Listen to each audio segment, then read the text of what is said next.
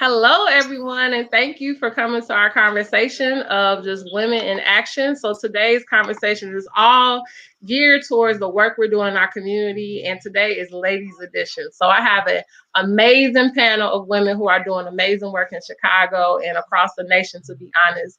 And we're going to just talk about what are their current work and how are they going to continue this movement throughout this pandemic and beyond. And so as you are coming in, as we've done each week, your comments, your questions, put them in the comment box and I'll make sure that they come up and we'll address them. If you have any specific questions for people on the panel, make sure to share those as well.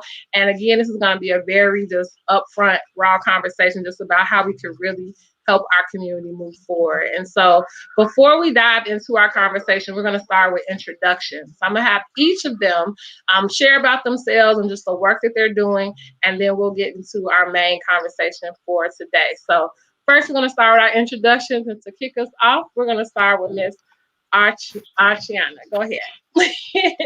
So, hey everybody, Archana Liggins. I am the CEO and founder of Bag Lady Outreach, and I always say I wear several hats because along with being the CEO and founder of Bag Lady Outreach, which is my own organization, I work for Northern Illinois Food Bank. And so I'm the area lead that covers Will, Grundy, and Kankakee counties. So any food pantry, soup kitchen, or group home feeding program that are in those areas, essentially I work with.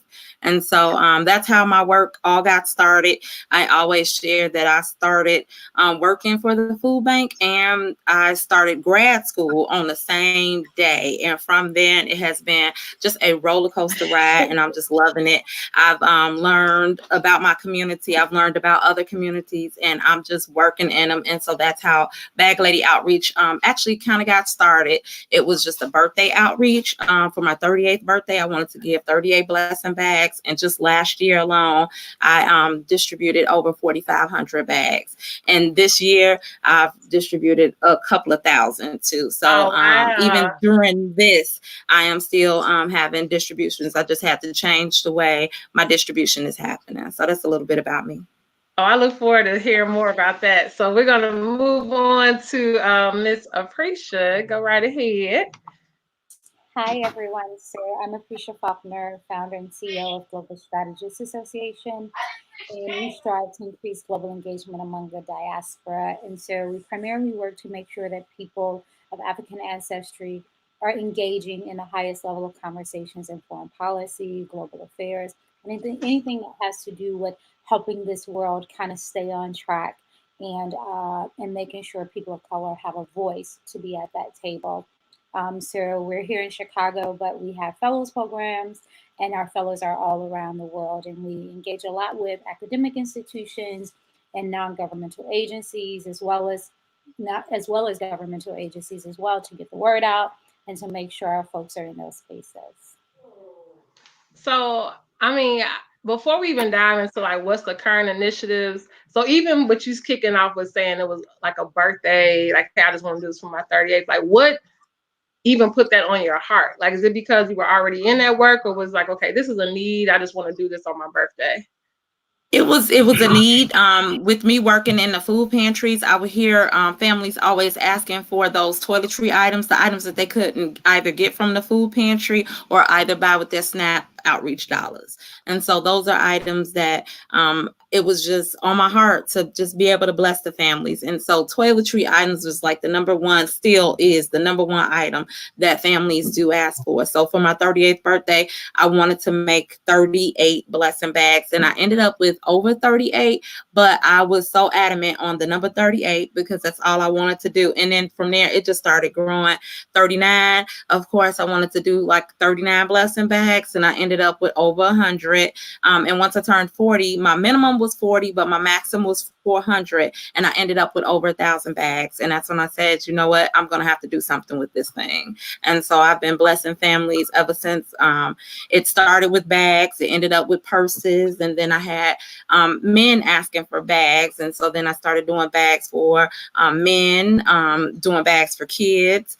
I even have currently, before school stopped, I have a toiletry locker at 5 schools where children that are in need are able to go to their trusted person at the school to be able to get toiletry items. So I know in seeing with those families that are in need, that are visiting the food pantries, that there's a further need other than food. And so that's how I just got started. It was just something that just kind of happened, but I'm glad that I'm able to bless the families.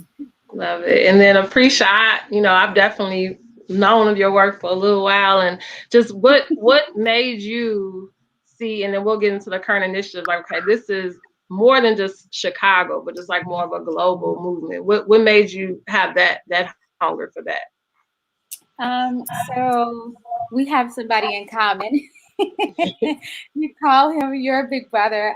Yeah. He's one of my favorite people and mentor, and it's really engaging with Ted Williams. He's some called Professor Ted Williams, around what it means to kind of take on this international mentality where you're engaging in the world from a different perspective than what we've been taught, and figuring out how to help shape what the world looks like for us today and for those in the future, and how we can assist with that beyond being in a classroom or beyond reading a book or beyond travel. Is there a space to create for our people to be engaged in the conversations at table, shaping policy, directing policy, implementing volunteering programs for our young folks to be able to travel abroad and do service or learn about countries and communities. And so it really just started right there, and me kind of not being satisfied with a lot of the programming that was out there for us to engage beyond a conversation or two. But other communities being prepared for a globalized world, and we're still kind of fiddling around with domestic policy because the people at the top don't believe that we should be invested into in that way. So instead of kind of knocking on doors constantly, asking to be, to be in a room where that it was designed for us not to be in, it was like, how about I create the room? Essentially, that's what happened. I love it. And so that will leave us to, I believe, just some current initiatives. And I would love when you share about your current work, because I believe that a lot of times, not that people aren't out here wanting to help the community, right? And wanting to create better pathways for their children. But a lot of times it's maybe the obstacles you occur along the way that might be like, you know what, maybe this isn't for me. Or, you know what, how am I even going to get the resources? So even when you share about your current initiatives, I would love for you to kind of share what are some of maybe the obstacles you had to overcome in creating these different initiatives, so people can understand that, yeah, we can see, you on the TV, or we can see you doing stuff in the community, but it isn't just like, oh, I can sign up and they show up, or I just say we need money and we get the money. Just like, how have these current initiatives came about, and then just really like the grunt work that's behind it. So whoever would love to share first. So I can start with me. I always share that the work is not in, people see, oh, she did 500 bags, oh, she did 1,000 bags, but like grabbing the donations, pulling them into the garage, unpacking them, going through them, sorting them, bagging them, then taking them and getting them back to the distributions. Like, that's where all the hard grunt work is. And it's me and my volunteers, that's doing that work. Luckily for me, I have a little bit of framework to work off of. And so being that I know food pantries and I know distribution types, that's kind of how I kind of frame my outreach work. And so when I would go and set up at a distribution, like I've got 500 or 600 bags to kind of give out to the people. Well, now things have changed, and it's even changed in like food pantry distributions. We can't let people, do a client choice and pick and choose what they want, which like with me, they would pick and choose and look at the purses and look at the jewelry and figure out which one they wanted, which one works best for them. Where now I had to change my whole distribution because now I can't have the purses out like that. And so I've changed my whole operation to have the bags pre-made, and I'm offering in those bags things to help with healthy hygiene habits. So masks, gloves, because I would go to some distributions at food distributions and all of the volunteers would have gloves and masks and things on, but the clients would be without them. And so even in seeing that, I'm like, I'm still down for the community. I'm a community building girl. Like, no, I got to do something for these folks. And so I had to change. Like, I'm not putting anything in purses. I'm doing just a regular bag. I've got toiletries items that are going in the bags. I've got, hand sanitizers, gloves, tissues, like things to promote healthy habits. And so it just changed, because now even with me, people are calling like, hey, I got some purses. Hey, I got some purses. And not that I'm not accepting them, but right now I have changed, my whole operation. And so just during this, everything has changed. And so even, with accepting donations, I have to be careful. So the grunt work is in the actual work and moving, and shaking is where I'm kind of doing that work. Just people seeing, 500 or 600 purses, it's not easy getting to that point. It's a lot that goes into that. And luckily for me, I'm, donation based. People donate their handbags, people do drives for me and I get everything. But a lot of times I'm paying for items, because I'm fundraising. Everybody, is kind of, I feel bad for asking for money now, knowing what's going on, even though they're funding that's out there. But even still, I know that I'm called to do this and I'm going to make it happen anyhow. Love it. So appreciate share with us what's been kind of like your current work, and what has been maybe some of the obstacles in establishing your programs. Right. Well, I just came back from a 30-day sabbatical. And so when COVID-19 started, I was overworked. I was running around speaking. The organization was hosting conferences. I personally was working 2 jobs to supplement my entrepreneurship income. And so when COVID-19 happened, it was almost like a divine intervention, honestly, for the lack of rest that I needed and many of my friends who are founders needed, because we're always doing something. We're always trying to find out how we can keep the organization and the business moving forward. The next donor, where's the next donor coming from? Where's the next fund coming from? What's the next program? And I took COVID-19 as a sign to have a seat or two. Because I was like, when will I ever get this chance as a Black woman founder to just be? And because we're always behind the curve, we're not in the rooms that we need to be in because of the systems that have been created. We're always doing so much more than I think our bodies would like us to do. I agree. Yep.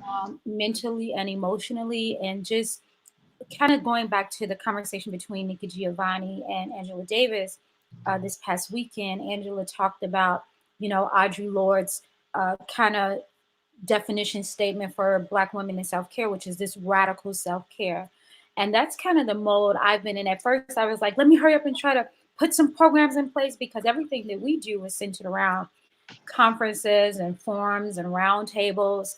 And so to just literally go from hosting all of these events to people, not coming to anything because everything is shut down, I was like, I could immediately go into virtual mode and try to hurry up and put something together. Or I could take this time for what it is and say, okay, I need to breathe. I've been overworked for at least 15 years. At least. Yeah. And I've seen that same wear and tear on probably every Black woman founder I encounter. And I just felt the need to to just invest in my mental health, my emotional health. And so after the 30-day sabbatical kind of came up, which was last week, I was like, okay, now let me start trying to think about what we're going to do, because I'm rested. But I can't say I have ever been rested in my adult life. So that's where I am. And you hit on quite a few things that I love, and I want to we have Ms. Love who's here now, and I'm gonna hold that point. So, hey girl, we can't hear you.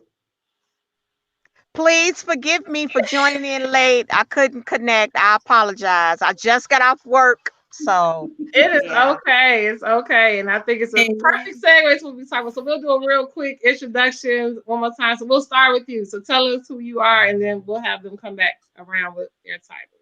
So my name is Kaya Love, and I have a mentorship program called Girl Beautiful. And right now we meet at the police station, a 7th District Police Station. Well, we're not meeting now, unfortunately. Um, but we were meeting at the police station, a 7th District Police Station on 63rd and Loomis. And we had 15 girls that were in attendance on, we met every Saturday from 10 to 1. Awesome, awesome, awesome. And really quick, so I will get the introduction I give as we keep going. So I want to hit what you just said, Aprecia, just about just that balance of self-care and the grind. And I believe that it's so important, especially I believe for each of us, we're founding our organizations, and it could definitely be difficult because you can feel like, man, if I step back, is that actually stepping my movement back? Or am I actually doing what's best for me? And I know that has been a big question I've asked myself during this quarantine, because yes, I do burst into books, but I also still am a full-time teacher. I'm doing remote learning with my son, trying to lose weight, trying to save money, trying to do all these things, right? There's a lot of stuff I'm trying to do. And it's like, how do you balance it all and still like, you know what, but that doesn't mean I'm not lacking my passion for my mission, and so a big piece of why I want this platform is, yes, for us to share about like the work we're doing, but it's also to have honest conversation about like how can we go forward and just really, I think, support each other's efforts and be able to really be able to, when we talk about funding, how do we find out what's those funds that are available out there when it comes to volunteers, and if that's what we need, like really have you felt like a support from other organizations that may be similar or like complementary work that's like, hey, I see your grind, can we help you in this way?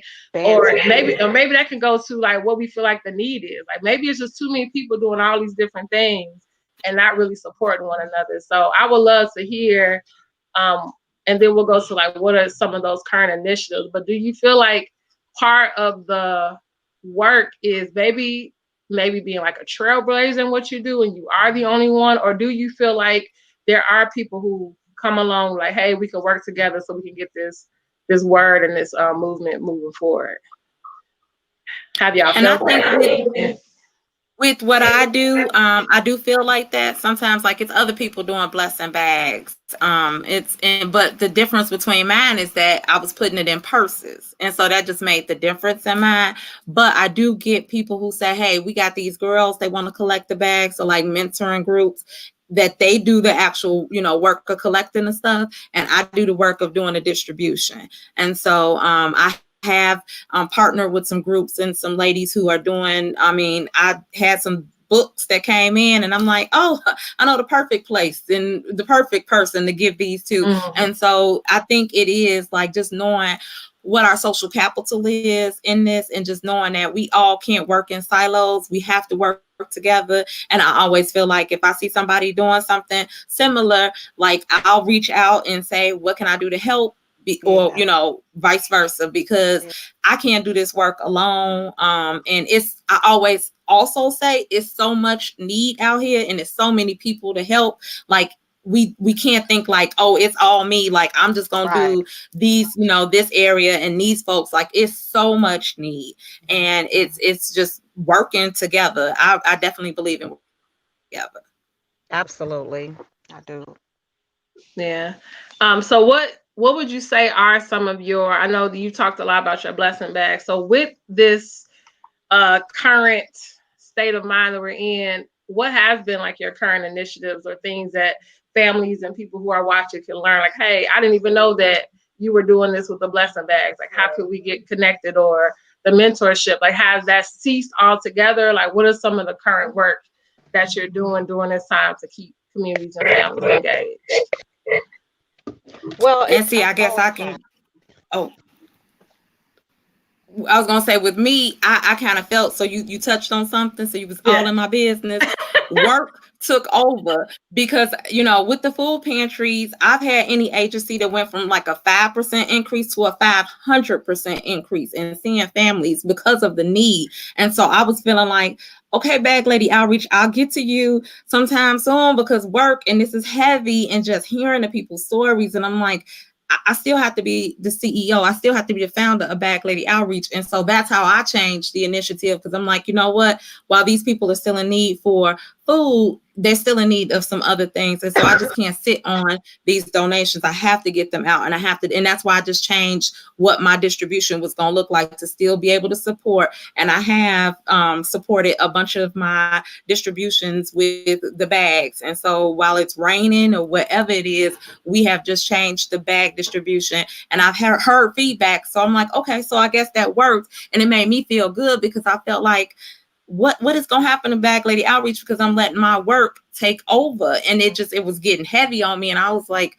this is not good, because I wasn't expecting this. I mean, nobody was expecting it. And so it really has changed how, I changed my distribution, and it worked. And so collecting the mask and the gloves and the hand sanitizer, like, I just have to promote healthy habits, healthy hygiene habits now. Where in the past, I had jewelry and makeup and all those types of things in the purses. And so while I still can't offer that, now I'm going to promote healthy hygiene, because, COVID is real out here. And so, like I said, I would go to distributions, and volunteers and everybody's got masks on, but the clients wouldn't. And that's because if their need is food, if they got to go, like how I have to go through trying to find some masks, they don't have those resources to do that. And so if I'm here to support the community, I'm going to do what's best to make sure that they have those items. And I think you hit right on it. I think it's important that whatever work we're doing, we're responding to what the audience that we're serving needs, right? And so I know that my normal programming was always like book clubs and this and that, but because we can't meet together physically, that's kind of shifted to this platform. Because to be honest, as I'm talking to parents and I'm talking to different families, they're like, I don't even. We're lost of words. Like, what do we need to do during this time? Like originally this platform was like, hey, who do we talk to? Like, I don't know. Like, I wasn't a teacher. I don't know what that means. My kids are feeling these kind of emotions, or we don't have access to different resources. So the original idea for this platform is so that people can hear about what's happening in the community. What I have normally probably had this platform maybe 3 months ago, probably not, right? Because for me personally, I feel like, okay, was that really what the need is? But I think it's important that our organizations and the work we do is really being responsive to the people that we're serving, right? And so, like you said, if at that time having makeup isn't priority over this hand sanitizer, you know what I mean? So, it could be one way, like we're gonna push what we want, versus really being about, okay, what are the people that we're saying we're here to work for need? Has anyone else felt that shift of like, man, maybe this was not that your mission or vision has changed, but how could we really adjust to making sure we're hitting what they need? Well, I definitely think that it has changed. The mission did not change, but the way that we present it and offer it to the girls, we talk about personal hygiene already. And so it's just heightened. So we just let them know that they have to take the extra measures, and they have to do the extra things that's needed to do to make sure that they're protected, as well as protecting others while they're protecting themselves. So it is important to wash your hands. It is important not to, play in your girlfriend's hair, or, play touch your face, because girls, that's girls. They're playing in each other's hair, they're doing each other's hair, and they're doing their nails and things like that. But it's important not to come from right outside and do those things. You know what I'm saying? So wash your hands more now. And when you're done, wash your hands again. Sometimes we take it for granted that, okay, they wash their hands, but they do a million things in the midst of, okay, now it's time to eat. I forgot to wash my hands again, or whatever. But little kids, and we just have to teach them, continue to teach them. And it's so unfortunate. We can't predict things like this. But it's so unfortunate that the kids have to suffer and be out of school, and we as adults also, some of us are suffering, not having jobs or not being able to go to work, not being able to see your loved ones. But we just have to do what we can do to make sure, because a lot of kids are suffering more than we ever know, as far as suicide is concerned, mental illness. I mean, some of them only eat when they go to school. That's sad, but it's true. And so we just have to check on our young people as well as our elderly, because they might not have the resources. You know what I'm saying? And so we make phone calls. I text my girls just to keep an eye on, just to make sure that they're good. Yeah. Thinking about just not even what we currently doing, or just, I think we all have very unique lenses as far as not only the organizations we hold, but like the roles we have. Like, we're mothers, we're wives, we're community leaders, we're still working. Not even just necessarily what you're doing individually, but what do you think is still needed in our communities? Like, as a women community leader, like, what do you think are some things that are still lacking that we really should be having at the forefront, that we should be thinking about during these times? I know. And A lot. let me say this, please. And the reason we got this platform, please be 100%. And I mean, not even just about what we need as far as like in our families, maybe what we need from like the city level. Like, what do we need to do in regards to really just making sure, like, whatever that meant for you, I just want you to share it, because I think it's important for us to just be able to talk about it, how we can get to some solutions. So what comes top to mind for you? I definitely think that we need more folks in government at every level who have their pulse and maybe some of their history in our communities, as opposed to studying or reading about it at a Harvard or Princeton. Like, understand that, like, you study government for a living, but there needs to be some level of connectivity to the communities in which we want to serve. Here in Chicago, 77 communities, there's a lot of need. There are communities who are doing amazing things internally. You know, you have the block clubs, and you have the precincts, that are working with community leaders, and you have churches, and you have schools, and all of those folks are working together internally.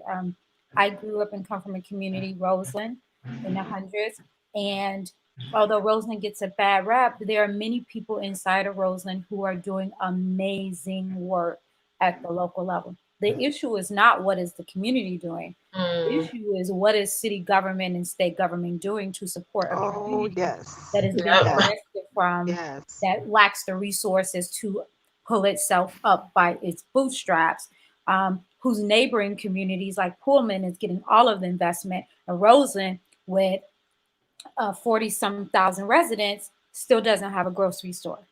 And so Hmm. it's like what is our local governments doing, and a designated leaders, the aldermen, the state reps, and we have some good elected leaders. My Congresswoman Kelly, does amazing work, but then we have an alderman that's interesting. And so I so work in I know it is interesting. so right, so it's like, what can these folks do? They need to go back to the community and listen. I know you do. I know you think you know what every community needs based on what you studied and what you heard maybe 10, 15 years ago. But there are groups of people that have never been talked to, uh, their doors have never been knocked on, that have very unique needs. Girl, And you better say that. it's not that Yeah. the community is doing everything it can, but it lacks the resources, and not Yep. because it's a scarcity. There are plenty of resources. There's tons of money flowing. As we saw when COVID happened, there was over $1 trillion that came out of nowhere, right? to get a stimulus out immediately. So the issue is not scarcity. The issue is priority and equity. Those two words are what I think is the issue. Yes. Good stuff. Yeah. Yeah, I And I agree. will I pass think it Facts. back. you Facts. said No, fact. That's what I said. Facts. Facts. Yeah. yeah, yeah, yeah. And you said, what could we tell somebody? I know for me, it was do it scared. Don't feel like going to to somebody is not going to get you anywhere. You never know who's going to hear you. And so if you feel like it's a problem, address it. Say something about it. It's direct channels to do all of that. And so I advise anybody, I mean, you got the aldermen, they got there some kind of way by the vote. And so if you vote against them, you say something, you know what I mean? That makes that difference in some of these cities and towns and places that I support and I work with. It's small, you know, some of them small, some of them very rural, but you got people who speak up. And that's the thing, just speaking up, sharing. Like you said, the community is doing the work, but it's just where their priority is. I believe that. And Yeah. what you brought up just made me think of something. So, me and another friend, well, she actually had this like education collaborative that she's been working with, Jillian. I love her to death. But it's so cool because it's like looking at education at a different lens, right? And so we started thinking about, okay, so we got remote learning. Remote learning has shown so many gaps, right? So between like implementation, again, we who would have predicted, right, a pandemic? But also, if it was never a pandemic, was the schools equitable, right? Did they have what they needed in the beginning to be able to execute this kind of work? And so the answer is no, right? So if that's the issue, so what are we going to do differently? And so we go back to, you know, like the power in your voice. And a lot of times when we think about, especially in schools, parents don't always realize it, but they're the ones who run the school, right? So we got principals and we have these different things, but those strong school systems and schools that are making things happen, so they have like strong PTAs. They got people who are like, look, I'm investing this money. This is what I need to see in the classroom. I've even witnessed certain schools and like, you know, the local school councils who votes the principals in, right? So it's like you really do have a voice. But do you think the problem is that people just don't know where they should speak up? I guess that's the question. So when we think about, like, for me, a lot of my work is dealing with education. I'm like, okay, maybe some of the work I need to be doing now is really allowing and teaching parents what their rights are, right? And what they have access to that you may not knew you had access to. Like certain things just shouldn't drag this long, or this is who you should go to if you have this issue, or hey, this is when these city council meetings are. We need to be going to these meetings. Do you think it's a matter of people just not having the knowledge of where their voice should be heard, or do it's a little bit of both? Of people like, well, I'm just gonna grind it out myself. Should we be adding that kind of work to the work that we do, like empowering even the kids we work with? Like, hey, this is the power of your vote. This is why you should know who your alderman do you know who your alderman is? Have you been to any of the meetings? Like, should we be doing a lot more of that work in conjunction with the serving? I guess that's it. Like, I think we are really good at serving and creating programs and food pantries and all of that, but should we also be feeding more into like, where do you go to get this real change to happen? I would say yes. Oh, I'm sorry. I would say yes. I think that it's important to empower the children as well as the adults and the community as well. And I just think that there needs to be more programs in the community as well for the adults, because there's some adults um, that's looking for programs as well too. I was speaking to some young ladies, like maybe between 21 and 30, and they were talking about even continuing education programs. You know, some of them may have gotten pregnant, dropped out of school or what have you, and hadn't really had a chance because life happens, hadn't really had a chance to go back to school. And it's hard to, go back. Well, that's what they were saying, that it was hard for them to go back into the big institutions or whatever, to try to start off, and they need more one-on-one, maybe, and they don't want to feel dumb or look dumb, you know what I'm saying, people looking at them and thinking that they're, so I just believe from those conversations that we need, um, because the question is what is still needed in our communities. So I just believe that that's something that is needed in our communities, and some of them are afraid to talk about it, afraid to ask about it. So I just think that is something that's needed, and maybe, I don't know, maybe we can start asking about it. I don't know, to help them out. I agree. So making it a little bit more direct as we're coming towards the end, what would you think you still need for your work to continue? Oh, okay, okay. So, So meaning in this time that we're in, or just period? period. Yeah. Okay. I think more parent participation would be great, because the children want to be in the programs, the children want to be involved, they want to do, but they don't drive, they can't get around, they ask, um and they're just not able to do the different things, and and they call and they're texting the other girls that's in the program, and calling and texting me, how can we get, and we try to do the best that we can with the vehicles that we have, but we're not able to pick up and transport everybody. So I just believe, because the children want to be involved, that we need more parent participation to show, just give a little time, give a little time to your child, whatever is going on. I know you it's business as usual, you got things to do, work, food, cook, whatever, but you need to offer a little bit more time to those children as well too. So I would say parent participation. For you, directly parent participation. Capricia, what would you say you need in order for your work to continue? What do you still need? I need more Black people to be in philanthropy. Mhm.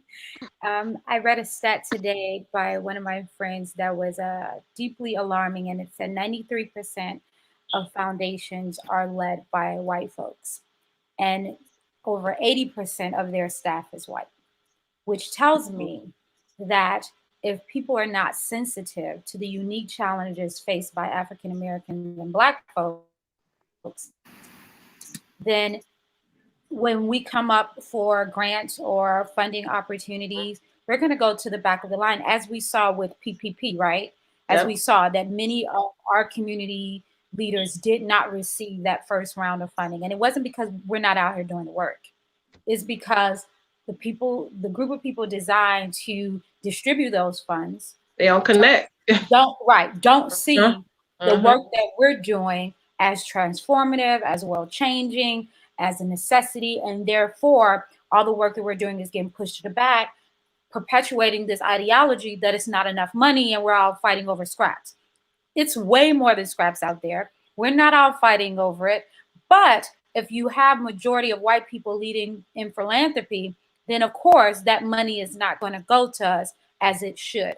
And so I need more Black folks in philanthropy. I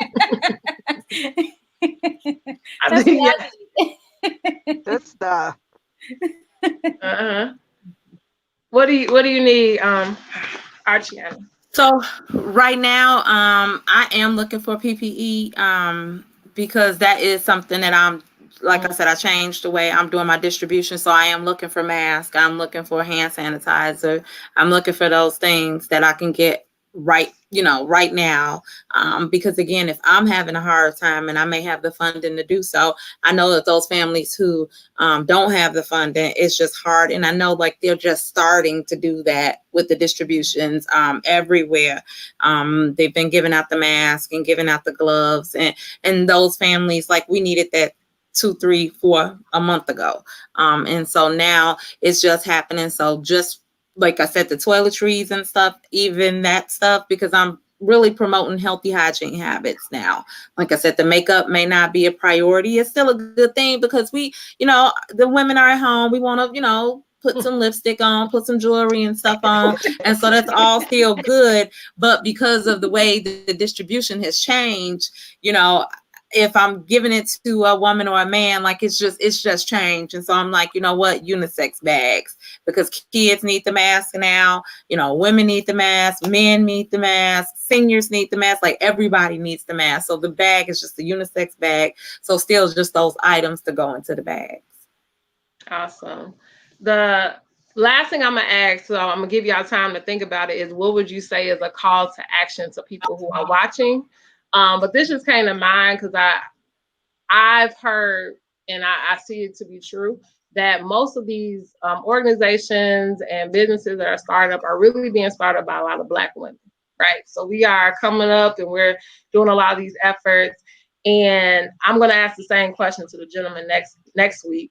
Do you feel as if, in many ways, have you had partnerships with other like male-ran organizations? Do you feel supported by those? Do you sometimes feel as if that's a competition, or have you been able to see that really to be like a leverage, like brother sister type thing? Have you had any kind of like brother organization or work that you've been able to do, or is that something that you would love to see happen in the future? So for me, I've had a lot of collaboration. My thing before COVID, and I don't think COVID has changed it, was collaborate to innovate.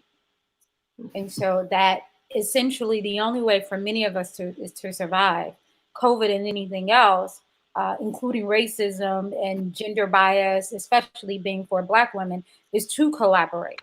That's the only way that we'll be able to really do what we need to do. But Black men have been at the helm of my support system. Black women have always been there, but to really reach out to Black men and say, hey, I need this, or for them to make a call. I've had Black men show up with checks without me even asking and say, hey, listen, this for the organization. People will call me and say, hey, I'm bringing so and so by, high profile folks, so that they can hear about the work that we're doing, put me in rooms, sit me at tables.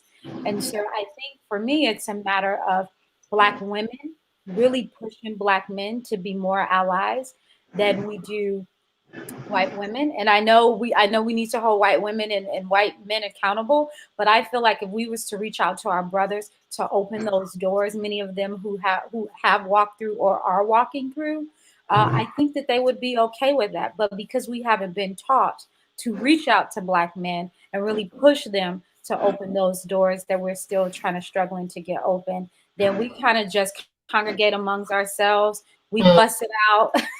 We got a whole lot going on, but it's like, no, let me call, Derek, let me call Lenny, let me call whoever, and ask them, can they get me in the room? And I think we have to do more of that.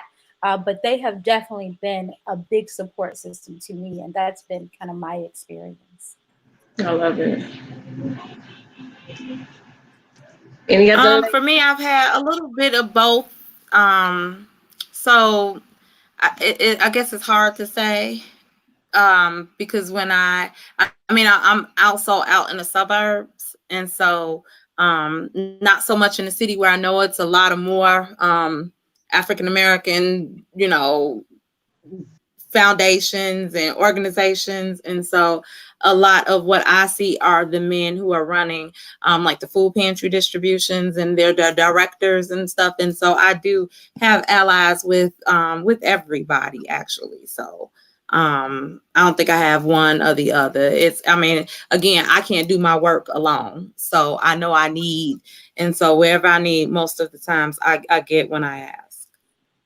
Love it.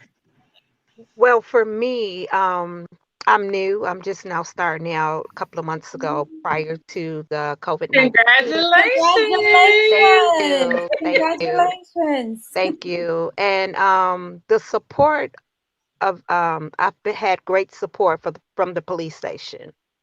They've been pouring in resources, keeping me abreast of different things, inviting me to different meetings and things like that. But I hadn't really been out there long enough to, to reach out and to see it. I'm still getting my feet wet, and I'm still learning. If you all have any tips or ideas that you would like to give me, that would be great. Share with me, that would be great. Because I think it's important that we impact. I mean, and it's so many kids, it's so many kids out here. So one, two, three, four, it doesn't matter how many programs are out there, they're all reaching. So I just think that we all are doing a great job. Yeah. Yeah, yeah. I think the one thing, and that I have learned, and I know we said it earlier, just step out there. You know what I mean? I know that whenever you're starting something new, everything's a first, right? So a lot of times you don't know if it'll work unless you just actually just go out there and step out there. And I asked that question because I along with, I think, collaboration amongst, like you said, each other, it's important that we can see like how we can leverage each other and what in the seats we're in. And I know even with me, just doing the work, there's definitely been a lot of like men who have helped me to be able to get my footing right. When I did my first conference, I'm like, okay, I'm going to do this conference. Right away, a few gentlemen were like, hey, you should, this is what I did. This is what this could be a good speaker. I'm going to hook you up with him. You know what I mean? And I think it's just important that we just are okay with having those kind of uncomfortable conversations. And I don't think they're uncomfortable because we don't think we can handle them. But like you said, when you're new, like, who am I? Who's going to want to work with me, or who wants to listen to what I'm doing? But at the end of the day, what I've learned is that when we're aligned and we're just here to serve people, that, you're going to find good energy is going to attract good energy. And so that would be my one advice to you. And I'm also speaking to myself as we're doing this work. It's very rare I come to anyone who just like, get out of my face. I'm not trying to hear that, right? It's really just about how can we further each other work, and maybe I don't have the answer, but I know who does, right? And so I think it's just important that we're just open to wherever that answer comes from. So in us coming toward the end, what would you all say would be important, like closing marks, like calls to action? We've kind of hit on a few different things, but if you could wrap up like one thing that you believe is pressing and what we should walk away doing during this time, I would love to hear what you think. I would say, and I just want to say congratulations again on the launch of your organization and program. Thank you. It's such a courageous thing to do. I don't think people realize how courageous it is to have a family, have a full-time job, and then turn around and still start something else. It is a lot of work, and people sometimes think it's a hobby. It's more of a demand, especially if you're a person who feel like I need to do this for my life to have meaning, or you feel like it's destiny centered. It's more of a demand on your person, and that's hard to put down when you think, when you're invested in your own calling. And so I would say that there's no right or wrong way to start something that is close to your heart and destiny. Like, I remember when I started, people was like, you need to do this, you need to do that. And I'm like, there's no right time to launch. Everything is never going to be perfect. You're never going to have all the money that you need. You're never going to know all the people you need to know. It's literally just doing as much as you can with what you can, and pacing yourself, right? Because it's a marathon and not a sprint. And so it's literally, how much can I do today, and being okay with the little or the lot that you could do today without overburdening your spirit, without overburdening your body, and your mental ability to commit to all the other things that you have to do outside of whatever the business or the organization is. And so I would just celebrate yourself. That's kind of like what I've learned the last couple of years. I used to be very hard on myself in the beginning, like, oh my gosh, I couldn't do that. Oh, we didn't do that. Or this goal wasn't met. Now it's like, yep, thank God for the grace to do any of it in this particular climate without all of the resources, because one thing I could say about Black women, we are so resourceful. Like, what would take somebody $100,000 to do, we could do like with literally just little to nothing. And I don't know if that should be a brag because I'm gonna need this money out here. We Right. not saying we don't want the money. We I'm just still saying, right. I would still need this money, but our ability to literally yeah, create something out of nothing is just amazing. It's amazing, right? So, like, give yourself grace, pat yourself on the back often, reward yourself when you can, and yeah, it's gonna be fine. Awesome. Yep, I'll piggyback off of that. I always tell people to do it scared.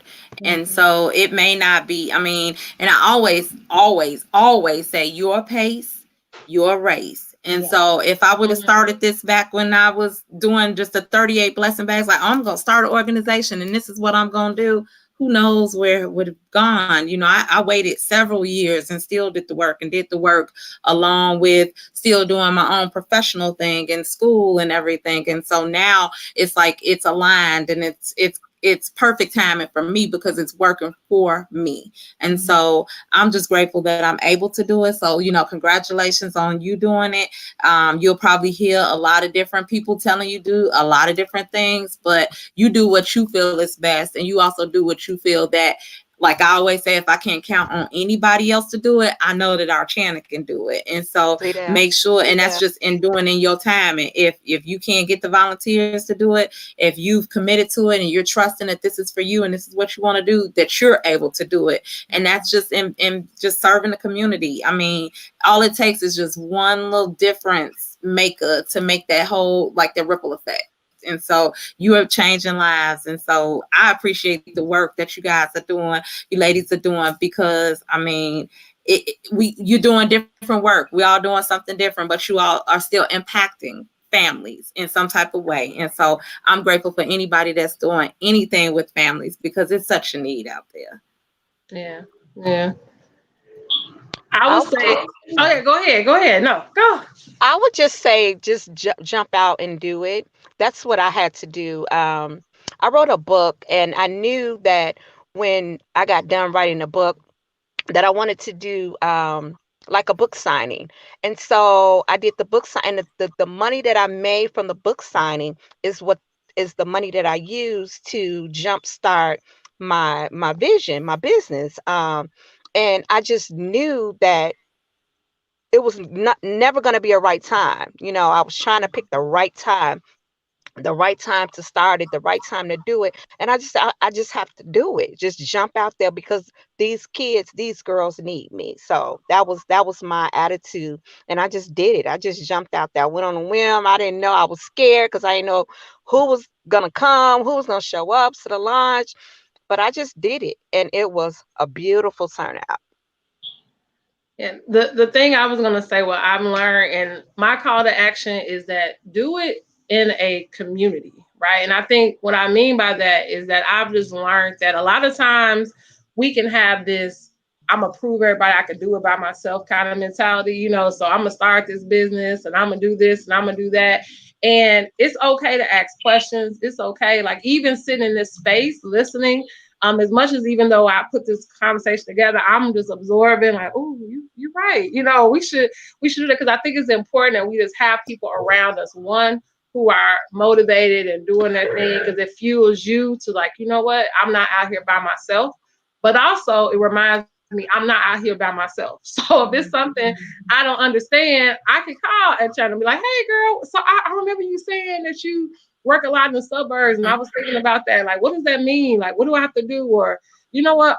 You said you work at a high school, right, Jarema? So I got this girls mentoring group. Do y'all need a mentor? You know what I mean? I think a lot of times they're like, I'm gonna pull everything up by my bootstraps. And I think in many spaces we can leverage off just relationship, not even for us to build our business, but us to build our character as a leader, right? Just our knowledge base of resources, of all those things. So I would say the call to action is in a lot of ways we can have this like independent, I can do it by myself mentality, and it doesn't weaken your story to have people along the way that helped you to build it, right? And that you could go to that could be confidants or people that you can say that you we're able to have a support system with, because a lot of times that is how other organizations are built. Like it might look like it was the one person, but no, they had a team. They had people that they're relying on. Yeah. You know what? Someone was good with the money, but someone else was good with the people. You know what I mean? Like you got to have many different factors that's a part of our businesses. So I think it's important that we know that we work together. Really quick before we end out, I'm gonna pull up one more time each person's info, and I'd love for you just to share how people what's next with you, how they can keep in contact. So starting with the bag lady Irie, share a little bit how people want to learn more. So they can always go visit bagladyoutreach.org, as well as social media, Instagram and Facebook, Bag Lady Outreach, and just see some of the things that I'm up to. Again, COVID-19 has changed the way I've done things in the past. And so I am even cooking for cooking home cooked meals. I've got some volunteers that are cooking home cooked meals for some families that are sheltered in place, that are living in a hotel, who they can't stay in the shelter because of the safety measures. And so doing that type of work.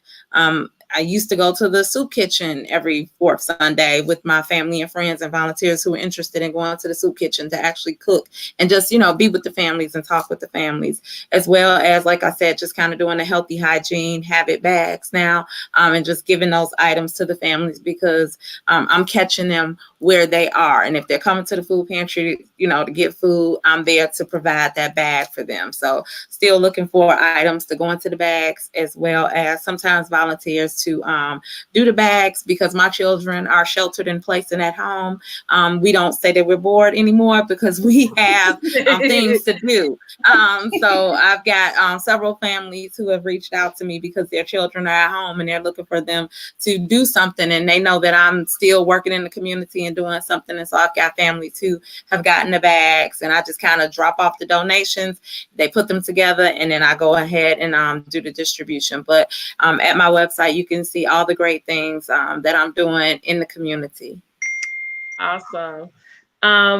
Girls Beautiful, the Beutiful Girls Mentorship Program. Tell us how people can learn more and stay in contact with you.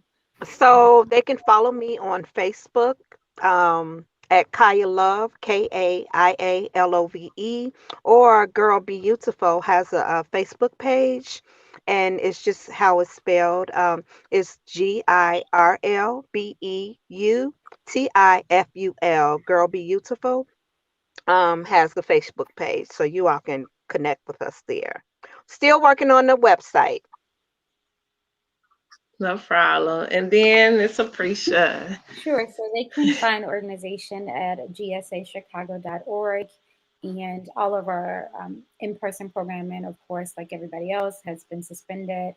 We have at the end of the month a virtual discussion coming up with an infectious disease expert around kind of what's happening in the Black community and what can we do and what can governments do around the globe to make sure that they're prioritizing our health like they are our white counterparts.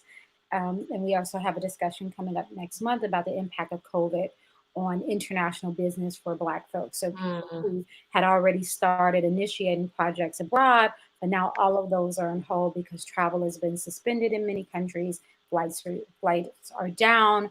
Now the price of flights are really down, but the influx of flights going to particular countries are down. So what does that look like for our communities, and how can people pivot when they already had projects that were abroad? So that's 2 virtual events we have coming up, but they can find us on the website. We're also on Twitter, Instagram, LinkedIn, all by the same name.